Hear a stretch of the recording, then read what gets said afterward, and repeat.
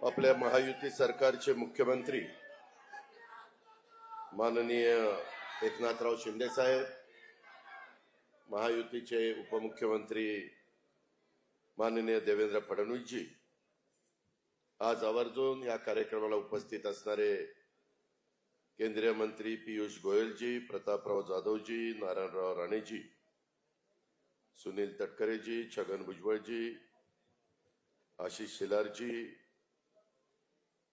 तिन्ही पक्षाचे उपस्थित असणारे सर्वच मान्यवर मंत्रिमंडळातील आमचे सहकारी, सर्व विधिमंडळातील आमचे सहकारी, तिन्ही पक्षाचे राज्याच्या वेगवेगळ्या भागामध्ये काम करणारे सर्व सन्माननीय पदाधिकारी, तरुण सहकारी, माझ्या महिला भगिनी, बंधू भगिनींनो आणि माझ्या तरुण मित्रांनो, खरं तर आजचा हा महायुतीचा मेळावा फार कमी काळामध्ये ठरला आणि राज्याच्या मुख्यमंत्र्यांनी 2 दिवसापूर्वी सांगितलं की अशा प्रकारे आपल्याला शनिवारी षण्मुखानंदला तिन्ही पक्षाच्या महाराष्ट्रातल्या कार्यकर्त्यांचा आणि मुंबई शहरातल्या आपल्या कार्यकर्त्यांचा हा मेळावा घ्यायचा आणि त्याच्यामुळं या मेळाव्याच्या निमित्तानं महायुतीच्या तिन्ही पक्ष आणि मित्रपक्षांचे उपस्थित असणाऱ्या सर्व पदाधिकाऱ्यांचं, कार्यकर्त्यांचं, नेत्यांचं, मान्यवरांचं, सगळ्यांचं मी सुरुवातीलाच मनापासून स्वागत करतो। मित्रांनो, महायुतीच्या सरकारच्या माध्यमातून गेल्या 2.5 वर्षाच्या काळामध्ये अनेक लोकहिताचे, अनेक विकासाचे अशा प्रकारचे निर्णय मार्गी लावण्याचा प्रयत्न एकनाथरावांनी, देवेंद्रजींनी आणि सगळ्या त्यांच्या सहकार्यांनी महाराष्ट्रामध्ये केला। विकासाचा कार्यक्रम राबवणं, राज्याच्या विकासाच्या दृष्टीनं चांगले चांगले धोरणात्मक निर्णय त्या ठिकाणी घेणं आणि महाराष्ट्रातल्या जनतेच्या हिताच्या कामाला प्राधान्य देणं, याला अग्रक्रम देण्याचा प्रयत्न पहिल्यापासून या महायुतीच्या सरकारने केलेला आहे। आज राज्याचे प्रमुख म्हणून एकनाथराव शिंदे किंवा उपमुख्यमंत्री देवेंद्र फडणवीस, आम्ही सगळेजण मुख्यमंत्री, उपमुख्यमंत्री या नात्याने राज्याच्या सर्वांगीण शाश्वत विकासाचं काम करण्याचा प्रयत्न करतोय। एक गोष्ट मधल्या काळामध्ये घडली की लोकसभेच्या निवडणुका झाल्या, लोकसभेमध्ये आपण जे अंदाज व्यक्त केलेला होता तो अंदाज आपल्याला पूर्ण करता आला नाही, तसे यश महाराष्ट्रामध्ये आपल्याला मिळालं नाही। बाकीच्या देशाच्या इतर राज्यामध्ये ते मिळालं आणि त्याच्यामुळं एनडीएचं सरकार देशामध्ये आलं आणि तिसऱ्यांदा या देशाचे पंतप्रधान नरेंद्र मोदी साहेब त्या ठिकाणी झाले। मी आपल्या सर्वांच्या वतीनं महायुतीच्या मेळाव्याच्या निमित्तानं पंतप्रधान नरेंद्र मोदी साहेबांचं देखील अभिनंदन करतो आणि एकंदरीतच गेले 10 वर्ष तुमच्या माझ्या देशाचा सर्वांगीण विकास करण्याचा ध्यास हा त्यांनी स्वीकारलेला होता आणि विकास हाच केंद्रबिंदू मानून त्यांनी जागतिक पातळीवर, देश पातळीवर, सर्व स्तरावर देशाचा नावलौकिक वाढवण्याचं काम केलं। परंतु त्या निवडणुकीच्या निमित्तानं महाराष्ट्रामध्ये विरोधकांना जरा जास्तीचं यश मिळालं। वेगवेगळ्या प्रकारे काही समाजामध्ये गैरसमज निर्माण करण्याचा प्रयत्न त्यांनी केला, त्याला त्यांना यश आलं। आता मतदारांना कळतंय किंवा संविधानाच्या बद्दल आजपर्यंत अनेक पंतप्रधान किंवा अनेक सरकार येऊन गेली, परंतु संविधानाला इतका आदराच्या स्थान देण्याचं काम हे एनडीएचे प्रमुख या नात्याने पंतप्रधान नरेंद्र मोदी साहेबांनी केलं। कारण ज्यावेळेस पहिलीच एनडीएची बैठक झाली तिथेही आम्ही बघितलं, त्या बैठकीला आल्यानंतर पहिलं संविधानाचं दर्शन घेऊन तिथं नतमस्तक होऊन त्यांनी आम्हाला सगळ्यांना मार्गदर्शन केलं। तीच गोष्ट मंत्रिमंडळाच्या शपथविधीच्या निमित्तानं राष्ट्रपतींच्या जे कार्यालय, राष्ट्रपती भवन आहे, तिथं देखील संपूर्ण भारतातल्या देशाने बघितलं. पण जाणीवपूर्वक माझ्या आदिवासी समाजामध्ये, माझ्या मागासवर्गीय समाजामध्ये संविधान बदललं जाणार, समान नागरी कायदा येणार, आपलं आरक्षण जाणार, 400 पार हे कशा करता, अशा पद्धतीनं आपला जो सकारात्मक प्रचार होता त्याला नकारात्मक पद्धतीनं लोकांच्या समोर नेण्याचं काम या लोकांनी महाराष्ट्रामध्ये केलं. जो शाहू फुले आंबेडकरांचा महाराष्ट्र आहे तिथं ते झालं आणि त्याचा फटका हा आपल्याला बसला. त्यामध्ये काही समाज तेही नाराज झाले आणि त्यांच्या पण मनामध्ये काही भीती आली, विशेषतः मायनॉरिटीमध्ये, आणि त्याही गोष्टीची फार मोठी किंमत आपल्याला सगळ्यांना मोजावी लागली. मित्रांनो, जे काही खरं आहे ते आपण मान्य केलं पाहिजे. आता मात्र गाफील न राहता आपण सगळ्यांनी संविधानाच्या बद्दलचा जसा चुकीचा प्रचार करून जनतेमध्ये गैरसमज निर्माण करण्याचा प्रयत्न केला, इतर घटकामध्ये गैरसमज निर्माण करण्याचा प्रयत्न केला, हा आपण हाणून पाडला पाहिजे. त्यांना प्रत्येकाच्या पर्यंत, मतदारांच्या पर्यंत जाण्याचं काम महायुतीच्या कार्यकर्त्यांनी केलं पाहिजे. खरं तर मला आठवत आहे, मी महायुतीमध्ये सामील झालो त्याला जवळपास 1 वर्ष होऊन गेलं. त्या 1 वर्षाच्या काळामध्ये सुरुवातीला वरळीमध्ये आपला एक मेळावा झाला.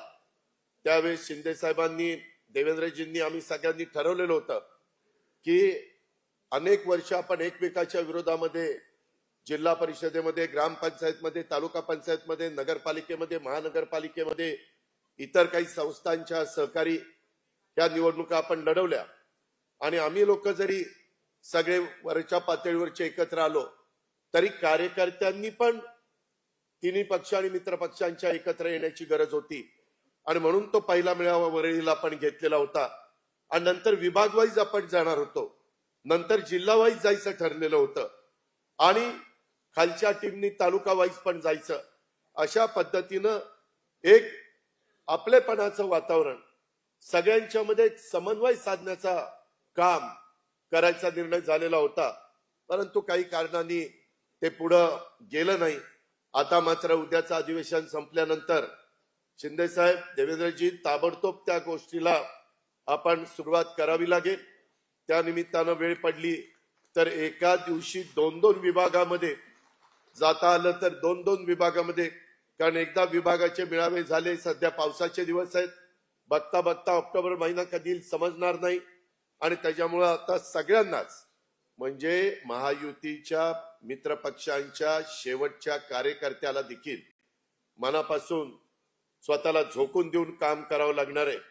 उद्याच्या काळामध्ये निवडणुकीमध्ये जे काही तिकीट वाटप करायचंय महाराष्ट्राच्या विधानसभेत 288 जागांच्या संदर्भात, ते वरिष्ठ पातळीवरचे नेते मंडळी मिळून त्या ठिकाणी करतील. त्याबद्दल तुम्ही कृपा करून सर्व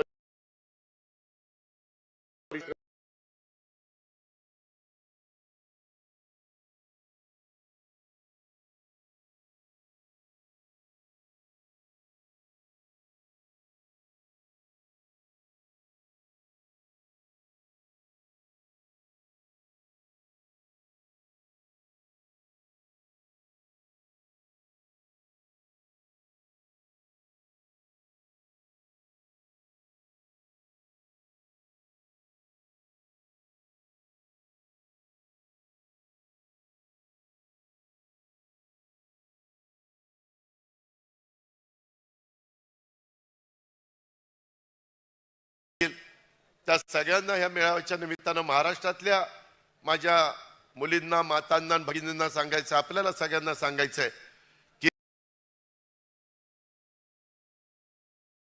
ह्याच्यामध्ये सुरुवातीला काही त्रुटी राहण्याची शक्यता नाकारता येत नाही. आम्ही ताबडतोब त्याच्यामध्ये तुम्हाला बघायला मिळालं असेल, पहिल्यांदा 21 ते 60 होतं, लगेच 21 ते 65 केलं. पिवळं आणि केशरी रेशन कार्ड, याला बाकीचं काही आता उत्पन्नाच्या दाखल्याची गरज नाही. असं जास्तीत जास्त कसं सुसह्य होईल, माझ्या माता भगिनींना जास्त हेलपाटे मारावे लागणार नाही. मला कार्यकर्त्यांना सगळ्यांना सांगायचं की ही योजना आपण प्रत्येकाने प्रयत्न करून त्या भगिनींच्या पर्यंत पोहोचवायची, त्या मातेच्या पर्यंत पोहोचवायची.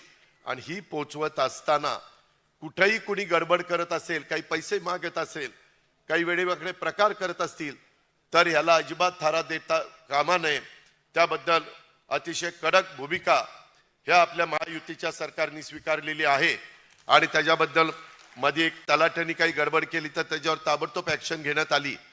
विरोधक ह्या योजनेमुळे थोडेसे गडबडलेले आहेत, थोडेसे घाबरलेले आहेत आणि त्यांना कुठल्याही परिस्थितीमध्ये ही योजना ही सक्सेस होऊ नये.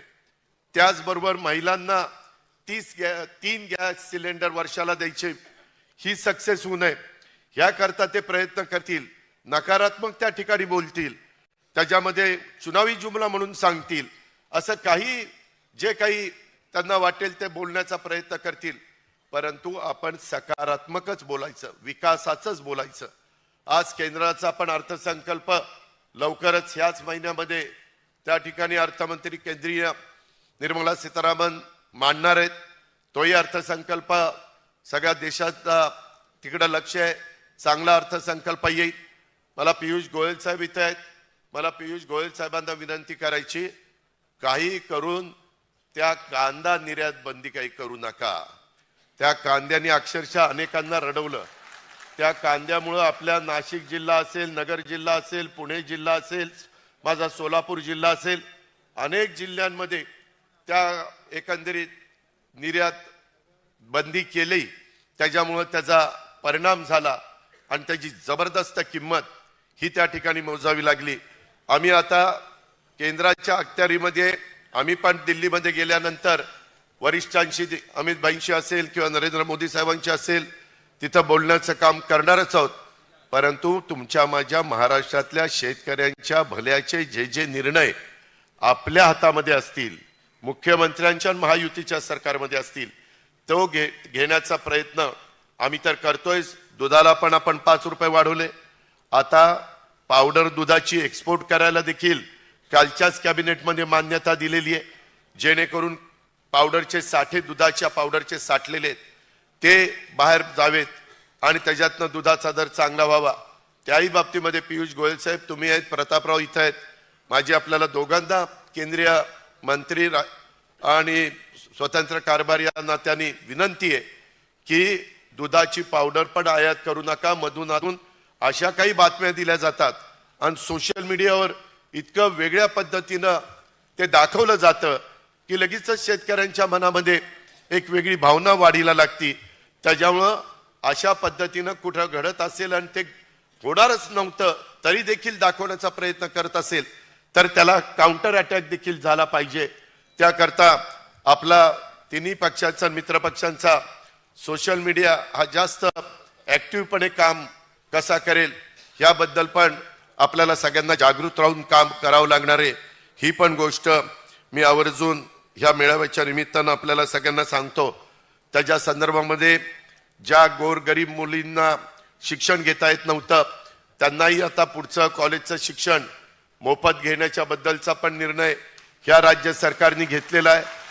ज्यावेळेस एखादी मुलगी, आपण SC आणि ST ला तो निश्चितपणे त्यांच्याकरता ही योजना राबवत होतोच, परंतु इतर समाजातला जो घटक आहे पण तो गरीब आहे, त्या गरीब देखील मुलींना शिकण्याचा पूर्ण अधिकार आहे आणि शिवशाहू फुले आंबेडकरांच्या महाराष्ट्रामध्ये त्यांनाही मान सन्मान मिळाला पाहिजे, त्यांना शिकता आलं पाहिजे.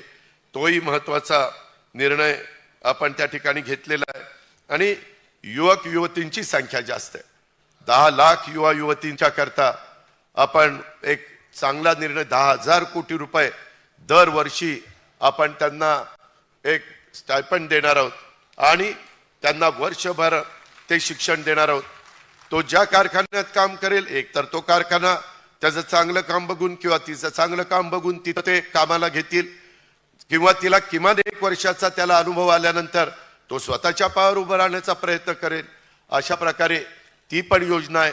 माझी तुम्हाला पुन्हा कार्यकर्त्यांना विनंती की बाबांनो, ह्या योजना राबवत असताना आम्ही सगळेजण सरकारमध्ये आहोत. जर कुठं काही तुम्हाला वाटलं की हे अडचणीचं आहे आणि ते अडचणीचं असताना आपल्याला मार्ग काढायला पाहिजे, तर तो मार्ग काढायला केव्हाही एकनाथराव शिंदे, देवेंद्रजी, आम्ही सगळेजण तयार आहोत. त्याबद्दल आपण तिळमात्र शंका मनामध्ये बाळगू नका. हे सरकार आपलं आहे, सर्वसामान्यांचं सरकार आहे, हा विसर कदापि आपण पडून देता कामा नये अशा प्रकारची माझी आपल्याला सगळ्यांना विनंती आहे. आपला देश, आपलं राज्य, एकंदरीतच घटनेचे शिल्पकार डॉक्टर बाबासाहेब आंबेडकरांनी दिलेलं संविधान, ह्या सगळ्या गोष्टींच्या संदर्भामध्ये महायुतीला आदर आहे, अभिमान आहे. त्याचबरोबर देशातल्या तमाम जनतेला आहे आणि त्याकरता वेगळ्या प्रकारे जनतेला वेडं समजून काहीतरी वेगळा प्रचार करण्याचं जे काही काम केलेलं आहे त्याला आता कुठेही थारा मिळून देता कामा नये अशा प्रकारचं आपल्या सगळ्यांना लक्ष द्यावं लागेल. हलक्या कानाचं राहू नका. नाहीतर हा असं म्हणत होता, हा तर आता कामालाच लागलेला आहे आणि आता ह्याला तिकीट मिळाले का, ह्याला वर्ण कोणी सांगितलंय का? वर्ण नाही, खालनं नाही, मधनं नाही. त्याच्यामध्ये जे काही वरिष्ठ ठरवतील त्याच्यावर विश्वास ठेवा. एक आता आपलं महायुती हा परिवार आहे, ह्या परिवारावर प्रमुखांच्यावर आपण विश्वास टाकला पाहिजे. त्याच्यामध्ये कुठल्याही आपण काम करताना जातीचा, पातीचा, नात्याचा, गोत्याचा कशाचाच विचार करणार नाही. आपण फक्त तो महाराष्ट्रातला आहे का, तो व्यवस्थितपणे काम करतोय का, अशा पद्धतीनं आपण पुढे जायचं ठरवलेलं आहे. मित्रांनो, महायुतीच्या सरकारची कामगिरी ही तुम्ही बघितल्यानंतर एक दमदार अशा प्रकारची कामगिरी, ही कामगिरी आपल्याला जनतेपर्यंत पोहोचवणं हे आपलं आता सर्वांचं काम आहे. बघता बघता निवडणुका येतील, त्यामुळे कमीत कमी वेळेत जास्तीत जास्त लोकांच्या पर्यंत आपल्याला पोहोचण्याचं काम करायचं. ते मुंबई असेल, ते नवी मुंबई असेल, ठाणे असेल किंवा चांद्यापासून बांद्यापर्यंत कुठलाही भाग असेल. मित्रांनो, या अर्थसंकल्पात जर तुम्ही पाहिलं तर सर्वसामान्य घटकाला न्याय देण्याच्या भूमिकेतनं अनेक योजना आणलेल्या आहेत. माझ्यानंतर एकनाथराव आणि देवेंद्रजी पण बोलणार आहेत, त्याच्यामुळं सगळ्याच योजना सांगत बसत नाही. पण काही वेळेस असंही सांगितलं जातं, अरे शेतकऱ्यांना काय मिळालं. शेतकऱ्यांना पण मी परवा अर्थसंकल्पाच्या रिप्लायमध्ये दाखवलं, 50,000 कोटीच्या योजना शेतकऱ्यांना पण दिलेल्या आहेत. वीज बिल माफी, म्हणजे इतके दिवस शेतकऱ्यांना अक्षरशः लाईटचं बिल भरता भरता नाके नऊ यायचं, पण ते पण माफ करून टाकलेलं आहे. आणि तुम्ही जनतेला सांगा की हे महायुतीच्या सरकारने घेतलेले निर्णय आहेत. पाठीमागच्या काळात सरकारने जे निर्णय घेतले होते वीज बिल माफीचे, निवडणुका जिंकल्यानंतर पुढच्या वेळेसच लगेच त्यांना बिल देऊन टाकलं आणि म्हणाले की ते निवडणुकीपुरतं आमचं होतं. ह्या योजना निवडणुकीच्या पुरत्या नाहीत, ह्या पुढच्या कायमच्या काळाकरता निवडणुका आहेत. परंतु त्याच्याकरता लाभार्थीला सांगावं लागेल, पुढं या एकंदरीतच योजना चालवायच्यात म्हणल्यानंतर पुन्हा हेच सरकार आणावं लागेल तर त्या योजना चालतील. अशा पद्धतीनं तुम्ही व्यवस्थितपणे सांगा, हे सांगण्याची गरज आहे. आणि हे एकदाच नाही बोलायचं. आता षण्मुखानंद हॉलमधनं बाहेर पडल्यानंतर ज्या दिवसापर्यंत आपल्या विधानसभेचा उमेदवाराचं बटन दाबण्याचं काम करायचं तोपर्यंत एकच विकास विकास विकास. आणि गेल्या 2-2.5 वर्षामध्ये महायुतीच्या सरकारने केलेली कामं, आताच्या जाहीर केलेल्या योजना, त्याच्या संदर्भामध्ये सर्व घटकाला, आता महिला काही ठराविक समाजाच्याच महिला नाही, सगळ्या जाती धर्माच्या महिला आहेत. त्याच्यात मागासवर्गीय आहेत, त्याच्यात आदिवासी आहेत, त्याच्यात मुस्लिम आहेत, त्याच्यात सर्व जाती धर्माच्या माझ्या महिला आहेत. तशाच पद्धतीनं मुलांना, मुलींना देखील, तरुणांना जो काही आपण युवांच्या करता कार्यक्रम आणलाय तो पण 10 लाख विद्यार्थ्यांना, तरुणांना पहिल्या वर्षी दिल्यानंतर 3 वर्षांनी बाहेर पडतील आणि पुढच्या वर्षी पुन्हा 10 लाख, त्याच्या पुढच्या वर्षी पुन्हा 10 लाख, असा तो कार्यक्रम आहे. त्याकरता तुम्हाला या सगळ्या गोष्टी समजल्या पाहिजेत. त्याकरता मी पुस्तिका पण काढू. त्या पुस्तिका काढत असताना त्या तुम्हाला नीटपणे तुम्ही समजून घ्या आणि नंतर त्या शेवटच्या लाभार्थ्यापर्यंत पोहोचवण्याचं काम करा.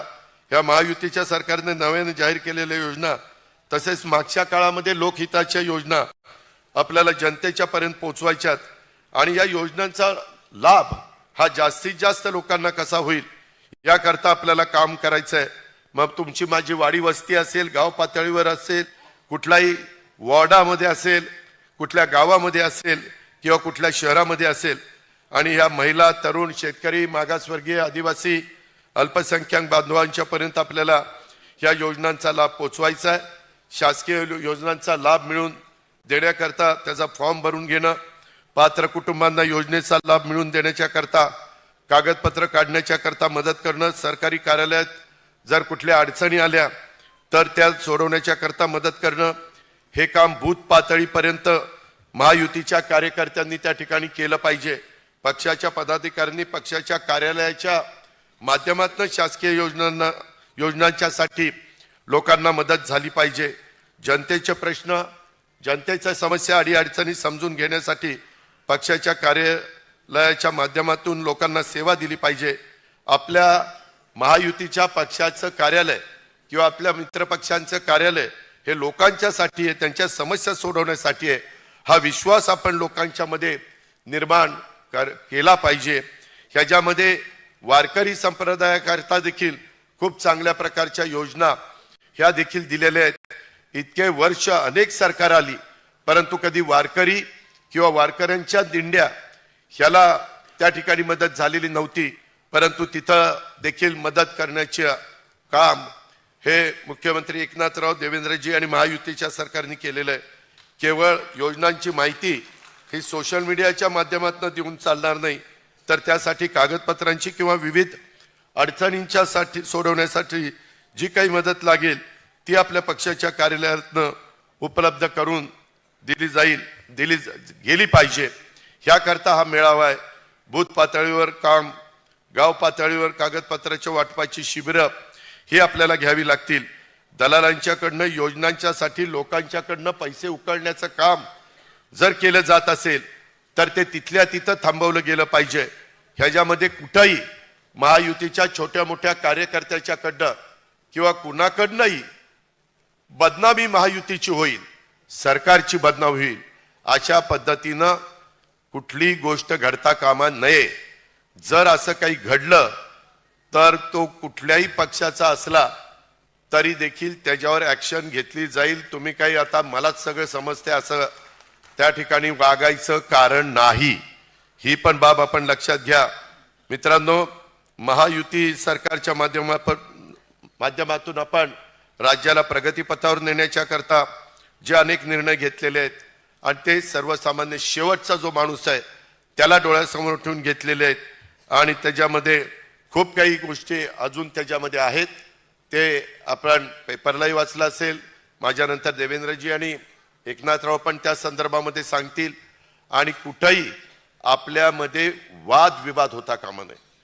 कुठं काही वेडवाकडं घडलं तर ते महायुतीच्या कार्यकर्त्याकडनं घडलं असं अजिबात होता कामा नये। त्याच्यामध्ये इलेक्ट्रॉनिक मीडिया, प्रिंट मीडिया मग बातम्या दाखवतं आणि बघा हे कसे वागतात, कसे बोलतात, कशा पद्धतीनं त्यांच्याकडनं कृत्य घडतं, असं अजिबात कुणाकडनं घडता कामा नये।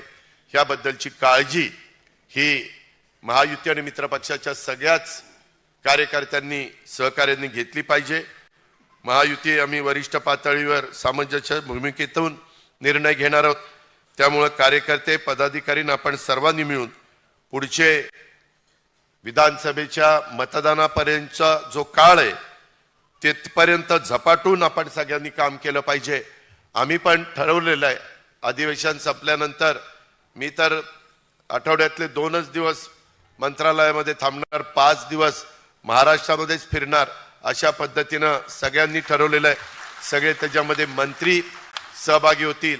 सगळ्या मंत्र्यांनी पण आम्ही त्याच्यामध्ये मंत्रिमंडळामध्ये पण सांगतो, पण प्रमुख लोक गेल्यानंतर ते जर समजा राष्ट्रवादीचा मंत्री असेल तर त्याने राष्ट्रवादीच्या कार्यकर्त्यांना भेटावं, परंतु त्याचबरोबर भाजप शिवसेनेच्याही कार्यकर्त्यांना भेटण्याच्या करता काही वेळ राखून ठेवावा। त्यांच्याही काही महत्त्वाचे प्रश्न आहेत, त्यांच्याही अडचणी आहेत, त्यांचाही मान सन्मान हा ठेवला गेला पाहिजे, असं प्रत्येक पक्षाच्या मंत्र्यांच्याकडनं आणि वरिष्ठांच्याकडनं ही गोष्ट घडली तरच त्याच्यामधनं समन्वय साधता येईल, त्याच्यातनं एक एकोपा निर्माण करता येईल। अशा पद्धतीनं आपण सगळेजण वागूया आणि खऱ्या अर्थाने एक पुन्हा शिवशाहू फुले आंबेडकरांच्या महाराष्ट्रामध्ये पुन्हा महायुतीचं सरकार प्रचंड ताकदीनं निवडून आणण्याच्या करता आपण प्रयत्नाची शिकस्त करूया। समोरच्यांनी किती नकारात्मक भूमिका मांडली तर आपण सकारात्मकच भूमिका मांडायची. मात्र मागच्या वेळेस सारखा चुकीचा प्रचार करायला लागले तर मात्र तिथल्या तिथं तो खोडून काढायचा. तिथल्या तिथं प्रत्येकाच्या पर्यंत आपल्याला पोहोचून ते समजावून सांगावं लागेल. ते काम मात्र आपल्याला करावंच लागेल. त्याकरता हा मेळावा इथं आयोजित केलेला होता. आज आपण सगळेजण अतिशय कमी काळामध्ये, म्हणजे देवेंद्रजींना तर काल दुपारी कळालं आणि मग नंतर मेसेज गेले, अशा पद्धतीनं पुढच्या वेळेस थोडंसं आधी ठरवून आणि साधारण सगळ्यांनाच मेसेज जातील आणि जरा त्याच्यामध्ये वेळ मिळेल अशा पद्धतीनं आपण पुढचे मेळावे घेऊया. लवकरच विधान परिषदेच्या निवडणुका आहेत. त्याच्यामध्ये त्या निवडणुकीच्या संदर्भामध्ये देखील आपले उमेदवार 5 आणि 4 9 आपण उभे केलेले आहेत. तेही निवडून आणण्याच्या करता सगळ्या आमदारांचं सहकार्य, सगळ्या नेते मंडळींचं सहकार्य लागणार आहे. हे पण मी आपल्याला सगळ्यांना या निमित्तानं सांगतो. काल पण एक दिमागदार कार्यक्रम आपल्या भारतीय टीमनी वर्ल्ड कप जो जिंकला त्याचं स्वागत मुंबईकरांनी असं प्रचंड स्वागत केलं की सगळ्या जगाला पण आश्चर्य वाटलं. आणि त्या पद्धतीनं तिथं पोलीस विभागाने जे काम केलं, महानगरपालिकेच्या स्वच्छता विभागाने जे काम केलं आणि एकंदरीतच तिथं जमलेल्या तमाम माझ्या जनतेने जो एक समंजसपणा दाखवला, शिस्त पाळली, ती अक्षरशः वाखाणण्याजोगी आहे. त्याकरता त्या सर्वांचं मी मनापासून कौतुक करतो, अभिनंदन करतो. आपल्या टीमचं पण मी मनापासून अभिनंदन करतो आणि आपल्या सगळ्यांची रजा घेतो. जय हिंद, जय महाराष्ट्र. महायुतीचा मान्य दादांचं धन्यवाद. एक